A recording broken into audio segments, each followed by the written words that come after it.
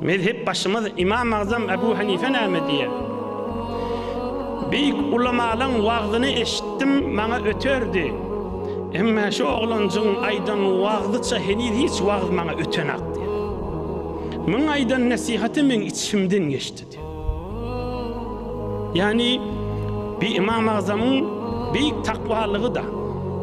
İnnişini İmam Azam'ın yaşayışını yazılan kitaplarında hemmesinde mınay diye bir oğlancıktan wagz alıptır deyip.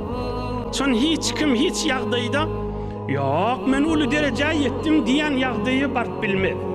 Din makamynda da hacı bolsun, sofu bolsun, adan keş bolsun, hey gurrun mertron, hey keplap duran ahun bolsun, her ýagdaýda bolsun, ders berýän bolsun, mudam elinde tesbih halal çörekli bolsun, Allah'dan dilek gezmeli.